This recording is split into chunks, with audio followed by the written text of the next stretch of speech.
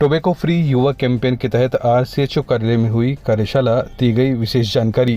Tobacco free युवा campaign के तहत जिला मुख्यालय स्थित आरसीएचओ कार्यालय में कार्यशाला का आयोजन किया गया। एडिशनल सीएमएचओ डॉक्टर एहसान गौरी ने सभी संभागियों को 60 दिवसीय कार्य योजना के बारे में जानकारी दी। इस दौरान डीआईसी सभागार में सभी को महीने की 30 और 31 तारीख को तंबाकू मुक्त चूरू के तहत अभियान चलाने के लिए विशेष दिशा निर्देश दिए गए। इस अवसर पर सभी व्यापारियों से सहयोग की भी अपील की गई और बताया गया कि महीने की 30 और 31 तारीख को अपने प्रतिष्ठान पर किसी भी प्रकार के तंबाकू उत्पाद का विक्रय न करें। कार्यशाला में स्वास्थ्य विभाग के जिला स्तरीय अधिकारी एवं अन्य संभागीय उपस्थित थे। इस अवसर पर सभी ने अपने विचारों के तहत टोबैको फ्री युवा कैंपेन को सफल बनाने का विश्वास दिलाया। हाँ जी, आज चूरू जिला मुख्यालय के ऊपर तंबाकू नियंत्रण प्रकोष्ठ चूरू जिला के द्वारा एक कार्यशाला का आयोजन किया गया है। इसमें तंबाकू के रोकथाम हेतु और तंबाकू के बारे में रोकने के लिए जो भी उपयोगी जानकारियां हैं उसके बारे में सभी जिला स्तरीय अधिकारियों को, व्यापार मंडल को और हमारी केमिस्ट एसोसिएशन को इसके बारे में बताया गया है। इसमें हमसे निवेदन किया गया है कि महीने की 30 और 31 तारीख को सभी जो होलसेलर हैं, तंबाकू प्रोडक्ट को होलसेल करने वाले हैं, वो इस कार्य को नहीं करेंगे और जो छोटे बच्चे हैं उनको इसका उत्पादन और बेचेंगे नहीं उसको। और सभी को बैनर लगा के रखना है तंबाकू नियंत्रण के लिए।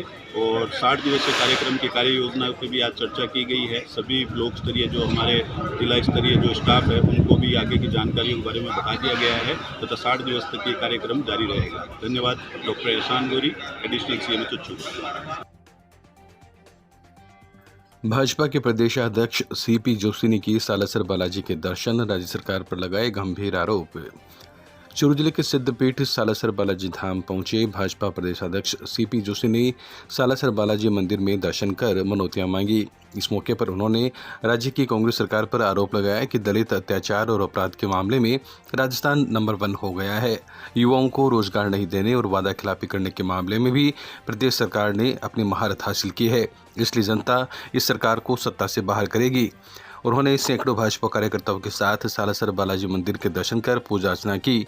इस मौके पर यज्ञ में पंडितों ने मंत्रोच्चार के साथ उनसे आहुतियां भी दिलवाई। जोशी का भाजपा के चूरू जिलाध्यक्ष धर्मवीर पुजारी, मांगेलाल पुजारी, यशोदानंदन पुजारी, मिठनलाल पुजारी सहित जिले भर से आए कार्यकर्ताओं ने गर्म जोशी के साथ स्वागत भी किया। नीट के एग्जाम में सिलेक्शन होने पर चूरू की छात्रा खुशबू बंदेला का गीतांजलि स्कूल में किया गया सम्मान। जिला मुख्यालय पर मालजे के कमरे के पास संचालित गीतांजलि पब्लिक स्कूल की छात्रा खुशबू बंदेला का 12वीं की परीक्षा के साथ साथ नीट 2023 की परीक्षा में सफलता हासिल करने पर सम्मान किया गया। इस अवसर पर संस्था के प्रबंध निदेशक विनय गौतम ने बताया कि खुशबू बंदेला बचपन में ही पढ़ाई में काफ़ी होशियार रही। नीट 2023 परीक्षा की सफलता से विद्यालय का नाम रोशन हुआ है। इस अवसर पर संस्था के चेयरमैन दामोदर गौतम ने खुशबू बंदेला का माला पहनाकर स्वागत किया और आशीर्वाद दिया। उन्होंने कहा कि बच्चों को इसी तरह मेहनत करके अपने समाज, स्कूल तथा परिवार का नाम रोशन करना चाहिए। निदेशक गौरव गौतम ने बताया कि खुशबू बंदेला ने कक्षा 12 के साथ साथ नीट 2023 में 2616 रैंक लाकर चूरू शहर का नाम बढ़ाया है। कार्यक्रम का संचालन पंचम शर्मा ने किया। समाज की बेटी के आत्महत्या प्रकरण में आरोपियों को गिरफ्तार करने की मांग श्रीमेड़ क्षत्रिय स्वर्णकार समिति ने सौंपा उपखंड अधिकारी कार्यालय में ज्ञापन। सुजानगढ़ की श्रीमेड़ क्षत्रिय स्वर्णकार समिति के द्वारा अध्यक्ष अरविंद सोनी के नेतृत्व में मुख्यमंत्री के नाम एक ज्ञापन उपखंड कार्यालय में सौंपकर बेंगू की समाज की बिटिया के प्रकरण में आरोपियों को जल्द से जल्द गिरफ्तार कर बिटिया के परिजनों को न्याय दिलाने की मांग की गई। अरविंद सोनी ने बताया कि नामजद आरोपियों द्वारा बिटिया के साथ जबरदस्ती शादी के लिए दबाव बनाया गया, जिसके कारण उसे मजबूर होकर आत्महत्या करनी पड़ी। इसलिए समाज मांग करता है कि जल्द से जल्द आरोपियों को गिरफ्तार कर सख्त कार्रवाई इस मामले में की जाए। ज्ञापन सौंपने के दौरान लक्ष्मीनारायण धूपड़, सुनील मौसूण, बलराम सोनी, मदनलाल सोनी सहित समाज के अनेक लोग मौजूद थे। 9 तारीख को आत्महत्या कर ली, जिसके लिए वहाँ के रसूखदार कुछ लोगों ने उसको आत्महत्या करने में मजबूर कर दिया। अपराधियों की राजनीतिक पृष्ठभूमि होने के कारण उन्होंने मुकदमा दर्ज नहीं किया। वहाँ के लोगों ने आंदोलन किया, तब मुकदमा दर्ज हुआ। अब हमारी मांग है आज तक न्याय मिले और अपराधियों को तुरंत गिरफ्तार किया जाए। भाजपा युवा मोर्चा के कार्यकर्ताओं ने पीएमओ का फूंका पुतला, गांधी चौक में किया प्रदर्शन। सुजानगढ़ के राजकीय दुर्गादत्त फतेहपुरिया मातृ एवं शिशु कल्याण केंद्र के जीर्णोद्धार कार्य में कथित भ्रष्टाचार, लोकार्पण कार्यक्रम में बिजली चोरी, निजी मेडिकल के प्रचार प्रसार आदि के पीएमओ पर लगाए गए आरोपों के बीच भाजपा युवा मोर्चा की ओर से पीएमओ का पुतला गांधी चौक में फूंका गया। युवा मोर्चा के अध्यक्ष अमित मोशून के नेतृत्व में आयोजित प्रदर्शन में पीएमओ को बर्खास्त करने के नारे भी लगाए गए। इसके बाद प्रमुख चिकित्सा अधिकारी का पुतला फूंका गया। युवा मोर्चा के अध्यक्ष अमित मोशून ने बताया कि जब तक पीएमओ को हटाकर उनके विरुद्ध कार्रवाई नहीं की जाती तब तक ये संघर्ष जारी रहेगा। प्रदर्शन के दौरान पंचायत समिति के प्रधान मनभरी देवी मेघवाल, भाजपा जिला प्रवक्ता विश्व दीपक काछवाल सहित अनेक भाजपा कार्यकर्ता मौजूद थे। पिछले 20 दिनों से हम लोग इसके जो फतेहपुरिया मातृ चिकित्सालय में भ्रष्टाचार हुआ था, बिजली चोरी हुई थी, प्राइवेट मेडिकल बैनर लगा था, इन सब बातों को लेकर हम पिछले 20 दिनों से संघर्षरत हैं और बार बार उसके ज्ञापन के माध्यम से हम इसकी संघर्ष कर रहे हैं।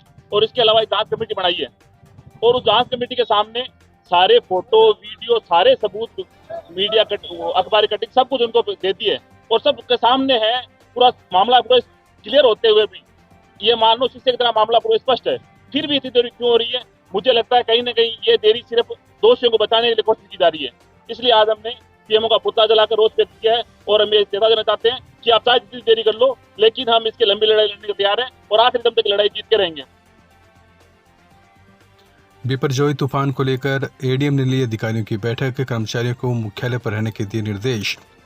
सुजानगढ़ में बिपरजॉय तूफान की आशंका के मद्देनजर एडीएम भागीरथ साख ने पंचायत समिति सभागार में विभिन्न विभागों के अधिकारियों की बैठक ली और प्रत्येक कर्मचारी को अपने मुख्यालय पर अलर्ट रहने की हिदायत भी दी। एडीएम ने आम लोगों से भी अपील की कि किसी भी प्रकार की आपात स्थिति में संबंधित पुलिस थाने, नगर परिषद, पंचायत या उपखंड कार्यालय में सूचना दी जा सकती है ताकि जरूरतमंद के पास प्रशासन की ओर से मदद पहुंचाई जा सके। बैठक में एसडीएम मूलचंद लूणिया ने बताया कि जल भराव वाले क्षेत्रों में पूरे समय पानी के पंप, मोटर आदि चालू रखें तथा आपात व्यवस्था भी रखें।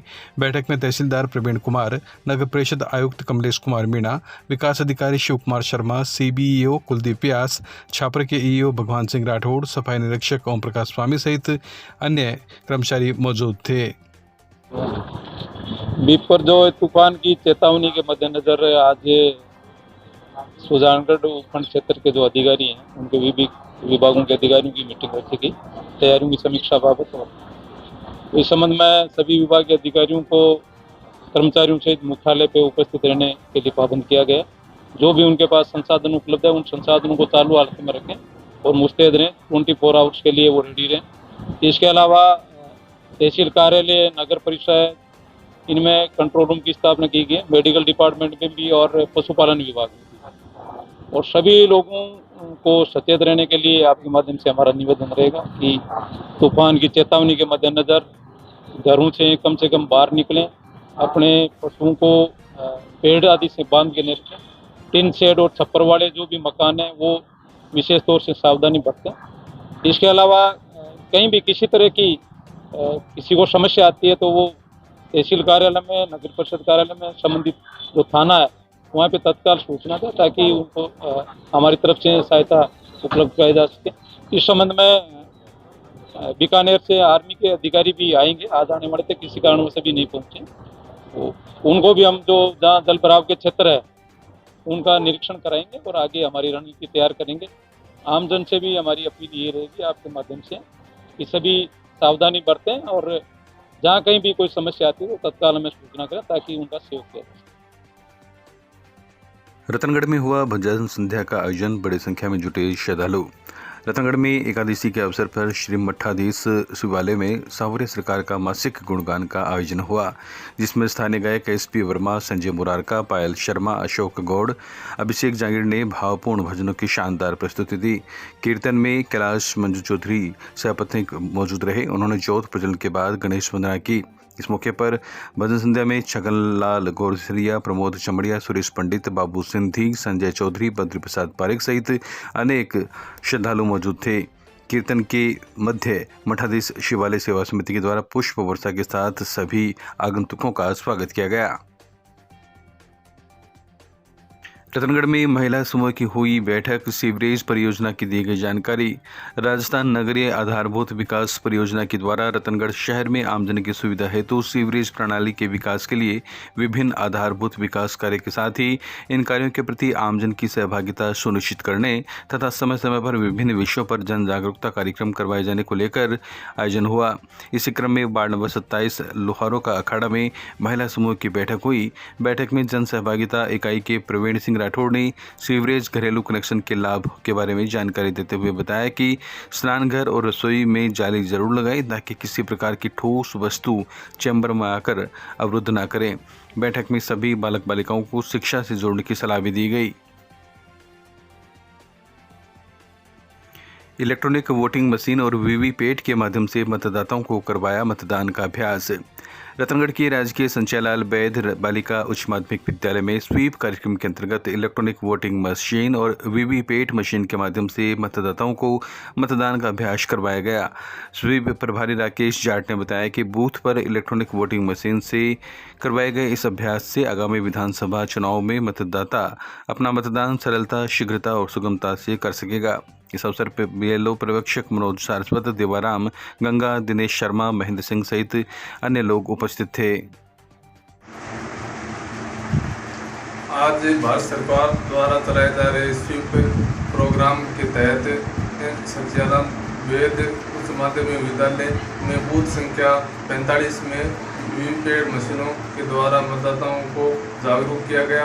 मतदाताओं को इस प्रोग्राम के तहत इसलिए बताया जा रहा है कि मतदाता अपना जब पोलिंग पार्टी के सामने अपना मत का उपयोग करती है उस समय उनको ये पता नहीं होता है कि इसमें किस प्रकार से वोट गिर रहा है। तो अब इसका प्रचार प्रसार करके इसलिए ये भारत सरकार इसका स्वीप प्रोग्राम इसलिए चला रही है कि उस समय जब मतदाता अपना मत का प्रयोग करने जाए तो उसमें समय न लगे। समय की बचत के लिए ये प्रोग्राम पूरे भारत सरकार द्वारा पूरे भारत में चलाया जा रहा है।